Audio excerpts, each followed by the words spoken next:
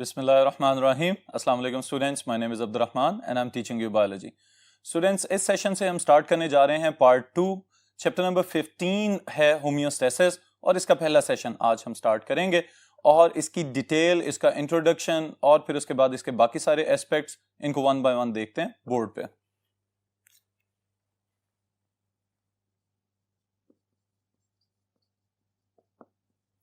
Alright students, सबसे पहली चीज है इस चैप्टर का नाम, दैट इज होम्योस्टेसिस।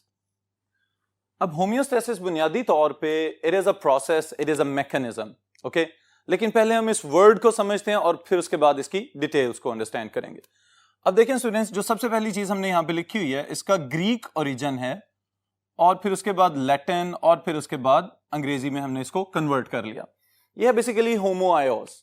इसका मतलब क्या है? होमो की टर्म बहुत सारी जगहों पे हमारे इर्द गिर्द इस्तेमाल होती है, एकेडमिकली भी आप देखते हैं, सोशली भी आप देखते हैं, लेकिन इसका मतलब क्या है? सेम और लाइक, एक जैसा। ऑलराइट, अब यहां पे होम्योस्टेसिस या इस मैकेनिज्म से क्या मुराद है, तो ये बात भी समझें कि हमारे इर्द गिर्द एनवायरनमेंट के अंदर बहुत ज्यादा फ्लक्चुएशंस आती रहती हैं, बहुत ज्यादा ऐसी तब्दीलियां आती हैं कि जिनका हर रोज हर वक्त हमें सामना करना पड़ता है। अब जो बैरूनी तब्दीलियां हैं उसके लिए स्टूडेंट्स हम यहां पे एक टर्म लिख रहे हैं, that is external fluctuations. Alright, external fluctuations. अब एक्सटर्नल फ्लक्चुएशंस में आपने एक बात याद रखनी है कि they have a wide range. अब वाइड रेंज से क्या मुराद है कि हैं तो तब्दीलियां, तो वाइड रेंज किस तरह से? उसके लिए आप अपने जहन में ये बात रखिएगा कि अगर आज का दर्जा हरारत हम चेक करें 25 डिग्री सेल्सियस और कल को कड़क धूप हो और बहुत ज्यादा गर्मी हो जाए, तो वो फौरी तौर पे 35 डिग्रीज या इससे ज्यादा भी हो सकता है। तो इसको कहेंगे wide range of fluctuation, temperature बहुत ज्यादा इंक्रीज कर गया है। लेकिन अब सवाल यह पैदा होता है कि अगर बाहर का दर्जा हरारत इतना ज्यादा तब्दील हो जाए तो क्या यह पॉसिबल है कि हमारा अंदरूनी दर्जा हरारत भी उसी लिहाज से तब्दील हो? नो।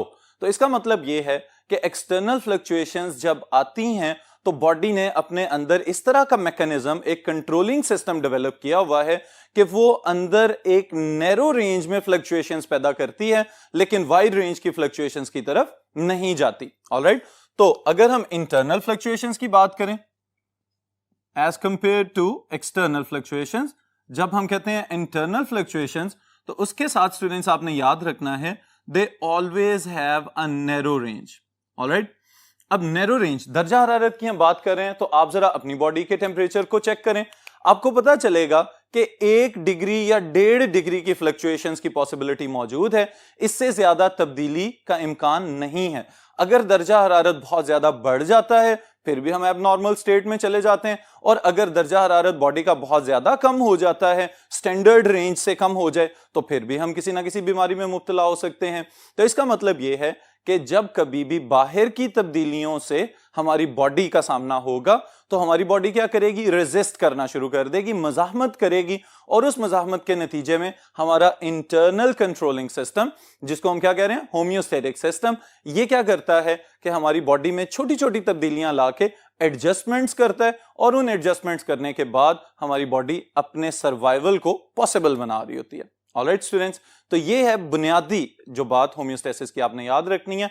अब पहला शॉर्ट क्वेश्चन इस चैप्टर का, and that is define homeostasis. Alright students, अगर हम डेफिनेशन की तरफ जाएं तो आसान सी बात है, अभी जो सारी हमने डिस्कशन की है इसी को अगर हम स्टेटमेंट में कन्वर्ट कर लेते हैं तो ये ही इसकी डेफिनेशन बन जाएगी। किस तरह से डिफाइन कर सकते हैं हम इसको? Homeostasis keeps the body in narrow range of fluctuations to protect it from wide range of external fluctuations.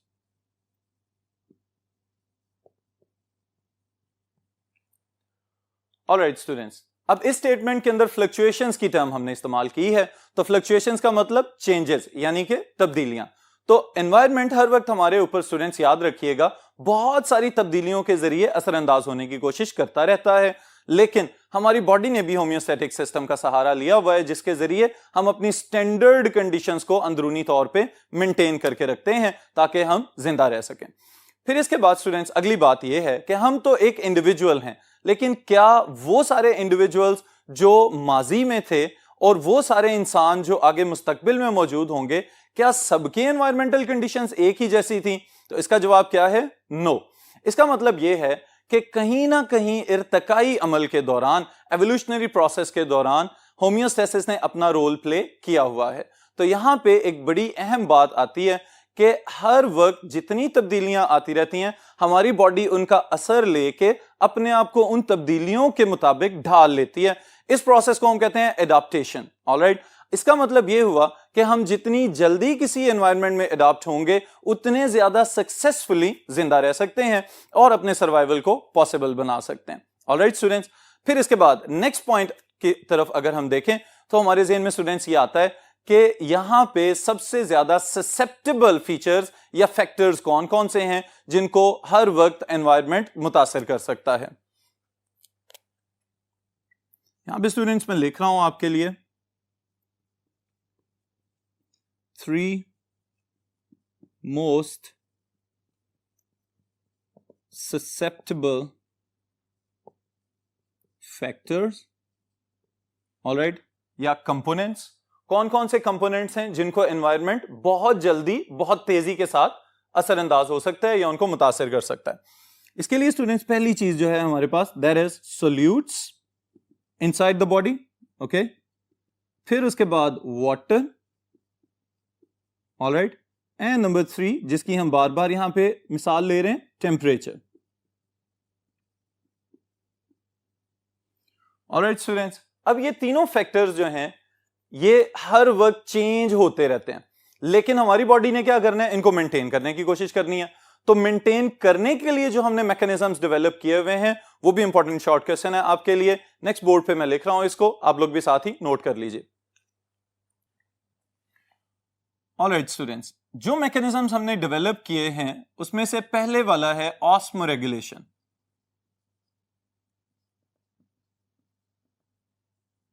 इसके नाम से आपको अंदाजा हो जाना चाहिए कि टर्म में हमने क्या ऐड किया? Osmo. Alright, so osmo from osmosis. Osmosis क्या है?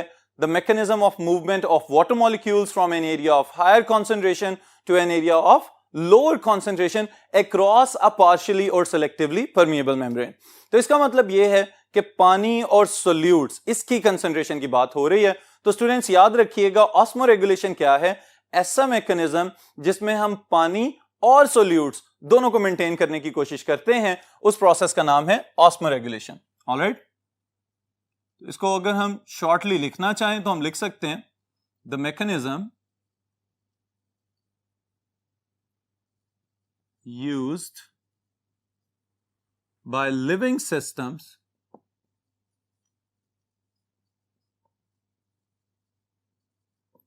To regulate solute and water gain and loss। Alright students, solute को मेंटेन करना और पानी के गेन और लॉस को मेंटेन करना, इसकी रेगुलेशन के लिए जो अमल हम कर रहे हैं उसका नाम है ऑस्मोरेगुलेशन। ऑलराइट, अब समझने की बात यह है कि अगर वाटर लॉस को देखें, स्वेटिंग के थ्रू, पसीना आने के अमल के दौरान या यूरिनेशन के अमल के दौरान पानी तो खारिज हो रहा है बॉडी से, तो इसी तरह हम वाटर गेन भी कर रहे हैं। जो पानी पी रहे होते हैं या फ्रूट्स खा रहे हैं या इसी तरह कोई और लिक्विड इनटेक कर रहे हैं तो वो गेन ऑफ वाटर भी कर रहे हैं। तो ये सारे के सारे फैक्टर्स मिला के इसको हम क्या कहेंगे? ऑस्मोरेगुलेशन। ऑलराइट, फिर इसके साथ ही स्टूडेंट्स एक अहम बात, और वो क्या है? The process of excretion. Alright, अब एक्सक्रीशन बुनियादी तौर पे है क्या, इसको भी याद रख लें। आमतौर पे एक मिसकंसेप्शन पाई जाती है कि the removal of solid waste out of the body is also considered as excretion. तो यहां पे याद रखिएगा ऐसा नहीं है स्टूडेंट्स। एक्सक्रीशन के अंदर हम क्या शामिल करते हैं? Removal of nitrogenous waste. Alright, मैं इसको शॉर्ट फॉर्म में एन वेस्ट लिख रहा हूं, नाइट्रोजनस वेस्ट। अब इसमें यूरिया, अमोनिया या यूरिक एसिड वगैरह शामिल हो सकते हैं। इनको बॉडी से खारिज करना, this is known as excretion. Alright, फिर इसके साथ एक्सक्रीशन के लिए भी तो वाटर चाहिए। ऑलराइट, तो फिर हम यहां पे लिख सकते हैं regulation of water and nitrogenous waste removal are somehow related. Alright students, इसका क्या मतलब है कि अगर हम यूरिनेट कर रहे हैं तो यूरिन करने के साथ हम यूरिया तो बॉडी से खारिज करेंगे, लेकिन यूरिया की एक खास मिकदार को खारिज करने के लिए हमें उसके मुताबिक एक खास मिकदार पानी की भी खारिज करनी पड़ती है। तो इसका मतलब यह है कि this process is related. Okay, फिर उसके बाद जो नेक्स्ट फैक्टर या नेक्स्ट मैकेनिज्म हमने डेवलप किया हुआ है, that is a next property. इसको स्टूडेंट्स हम क्या कहेंगे? Thermo regulation.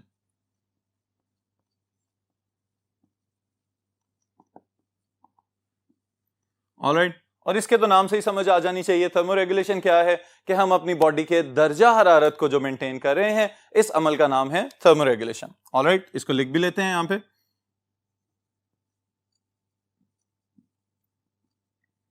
mechanism of keeping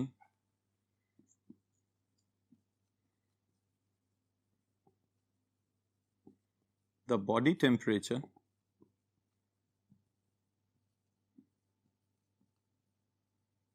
in a narrow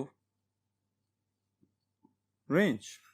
Alright students, इसका मतलब यह है कि हम अपनी बॉडी के टेम्परेचर को जो 37 डिग्री सेल्सियस कांस्टेंट समझते हैं, असल में वो कांस्टेंट नहीं रहता।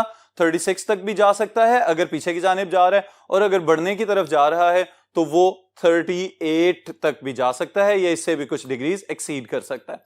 इसका मतलब यह हुआ कि 37 तो हमने एवरेज काउंट की हुई है, लेकिन बुनियादी तौर पे हमारी बॉडी का दर्जा हरारत कम या ज्यादा होता रहता है, क्योंकि स्टूडेंट्स याद रखिएगा होम्योस्टेसिस का मकसद क्या है? एक नैरो रेंज में लेके आना दर्जा हरारत को, उसको फिक्स या उसको कांस्टेंट करने के लिए शायद बहुत ज्यादा आइडियल कंडीशंस में जाना पड़े, तो इस वजह से लिविंग सिस्टम्स के अंदर ये पॉसिबल नहीं है। ऑलराइट, फिर वाटर अवेलेबिलिटी की अगर हम बात करें तो वाटर की अवेलेबिलिटी के लिहाज से याद रखिएगा लिविंग सिस्टम्स के अंदर सेलुलर लेवल, इंट्रासेलुलर लेवल और फिर ऑर्गेनिज्मिक लेवल तक हर वक्त वाटर की अवेलेबिलिटी एक जैसी नहीं रहती, बल्कि बाज़ औक़ात कुछ सेल्स या कुछ लिविंग ऑर्गेनिजम्स पानी की बहुत ज्यादा अवेलेबिलिटी वाली जगह पे मौजूद होते हैं, यानी अबंडेंस ऑफ वाटर की कंडीशन हो सकती है वहां पे, और बाज़ औक़ात ऐसी कंडीशन भी आती है कि जहां पे पानी ना होने के बराबर होता है।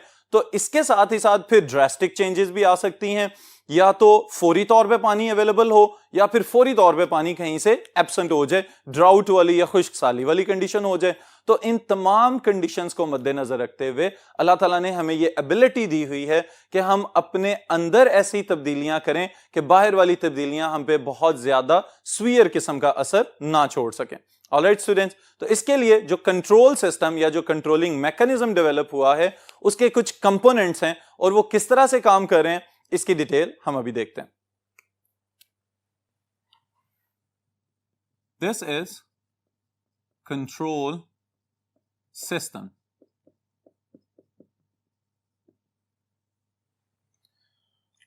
ऑलराइट स्टूडेंट्स, अब कंट्रोल सिस्टम जिसकी हम बात कर रहे हैं, it is a living control system. लेकिन याद रखने वाली बात यह है, चूंकि कुछ सिस्टम्स हमने खुद भी डेवलप किए हुए हैं, कुछ ऐसे मैकेनिज्म्स हैं जिनके लिए हमने डिवाइसेस वगैरह बना ली हुई हैं, जैसे थर्मोमीटर्स वगैरह हैं टेम्परेचर को डिटेक्ट करने के लिए। तो इसी तरह के सिस्टम्स अल्लाह ताला ने हमारी बॉडी के अंदर पहले से रखे हुए हैं। ऑलराइट, ये किस तरह से काम करते हैं ये हम अभी समझ लेते हैं। सबसे पहले नंबर पे स्टूडेंट्स, इस कंट्रोल सिस्टम के कुछ कंपोनेंट्स हैं। कंपोनेंट्स को भी याद रखिएगा, शॉर्ट क्वेश्चन में और एमसीक्यूज में पूछा जा सकता है कि लिविंग कंट्रोल सिस्टम के कंपोनेंट्स कौन कौन से हो सकते हैं। Alright, the first one are receptors, number 2 control system, और मैं इसका एक और नाम रख रहा हूं प्रोसेसर, और नंबर 3 इफेक्टर्स। ऑलराइट स्टूडेंट्स, ये तीनों कंपोनेंट्स मिल के काम कर रहे हैं तो तब जाके ये सिस्टम इस काबिल है कि अपनी अंदरूनी फ्लक्चुएशंस को नैरो रेंज में मेंटेन कर सके। ऑलराइट, अब इन तब्दीलियों की वजह क्या है, ये सारे के सारे सिस्टम को स्टिमुलेट कौन करता है, तो उसके लिए स्टूडेंट्स एक नई टर्म यहां पे आपके लिए आ रही है, इसको याद रखिएगा, stimulus. Alright, now what is a stimulus? Stimulus को आसान तरीन अल्फाज में अगर हम डिफाइन करना चाहें तो हम कह सकते हैं it is any detectable change. Alright, कोई भी ऐसी तब्दीली जिसको आप डिटेक्ट कर सकते हैं। फॉर एग्जाम्पल, आप अचानक से पंखे के सामने खड़े हो जाएं और आपको ठंडक फील होना शुरू हो जाए तो इसका मतलब है कि आपके थर्मो रिसेप्टर्स एक्टिवेट हो चुके हुए हैं। इसी तरह आप हीटर के सामने या किसी जगह पे अगर आग जल रही है उसके करीब हो जाएं और आपको हाई टेम्परेचर या गर्मी फील होना शुरू हो जाए तो इसका मतलब है कि आपने वो भी तब्दीली डिटेक्ट कर ली है। अब ये डिटेक्शन जो करवा रहे हैं वो है रिसेप्टर्स। ऑलराइट स्टूडेंट्स, फिर दूसरा कंपोनेंट क्या है कि आपको डिटेक्ट करवाने के बाद ये फैसला करना होता है कि क्या आपने इसका रिस्पांस देना है या नहीं देना। तो वो जो प्रोसेसिंग वाला काम है वो आपका कंट्रोल सिस्टम कर रहा है, जो कि ऑब्वियसली ब्रेन और उसके अंदर फिर हाइपोथैलेमस। ऑलराइट, फिर उसके बाद स्टूडेंट्स इफेक्टर्स। अब इनका क्या काम हमें यहां पे नजर आता है, तो इफेक्टर्स इफेक्ट यानी कि किसी किस्म का रिस्पांस देने वाले जो स्ट्रक्चर्स हमारे पास मौजूद हैं।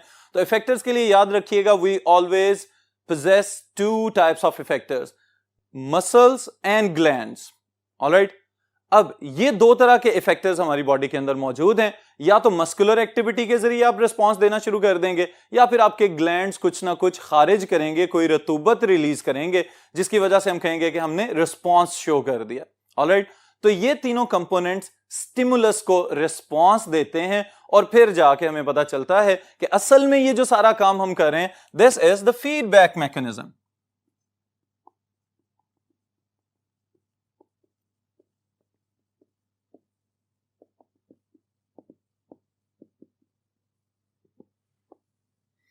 फीडबैक मैकेनिज्म क्या चीज है स्टूडेंट, इसको मैं अभी बताता हूं आपको। उससे पहले हम जरा डेफिनेशन लिख लेते हैं ऊपर स्टिमुलस की, जो मैंने कहा आसान वाली definition, any detectable change to which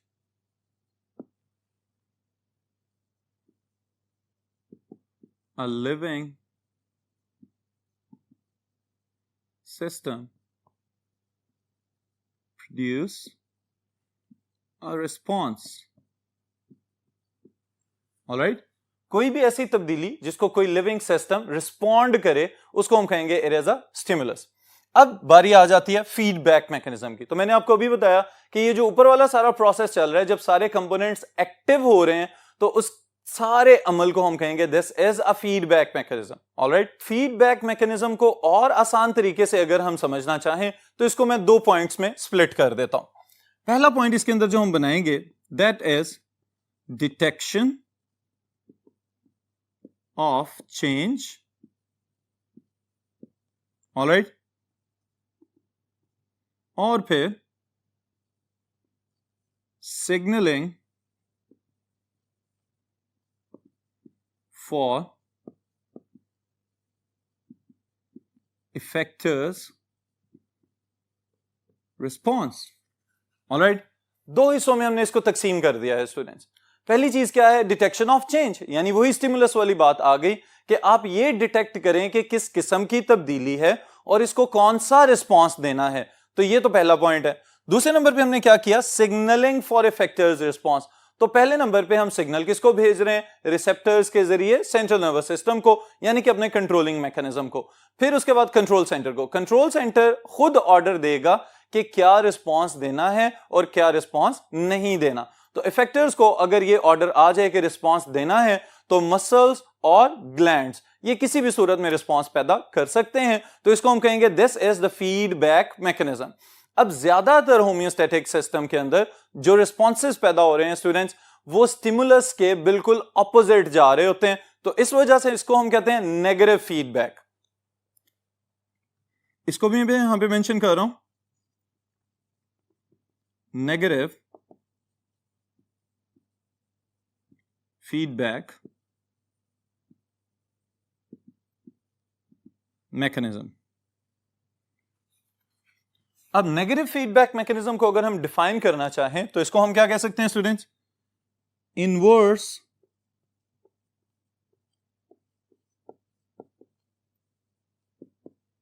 effectors response. Alright, अब इनवर्स इफेक्टर्स रिस्पॉन्स से क्या मुराद है? यानी जो स्टिमुलस डिटेक्ट किया गया, फर्ज कर लेते हैं अगर स्टिमुलस डिटेक्ट किया गया था गर्मी का, ऑलराइट, तो फौरी तौर पे अगर आपके इफेक्टर्स आपको ठंडक पहुंचाने की कोशिश में लग जाएं, तो इसका मतलब यह है आपने इनवर्स इफेक्टर्स रिस्पॉन्स दे दिया है, जो स्टिमुलस आ रहा था उसके उलट रिस्पॉन्स दिया, तो इसको हम कहेंगे this is the negative feedback mechanism. Alright, इस नेगेटिव फीडबैक मैकेनिज्म को शॉर्ट क्वेश्चन के तौर पे भी आप याद रखिएगा, इंपॉर्टेंट शॉर्ट क्वेश्चन है, लेकिन एग्जांपल इसके साथ मैं यहां पे मेंशन कर देता हूं। For example,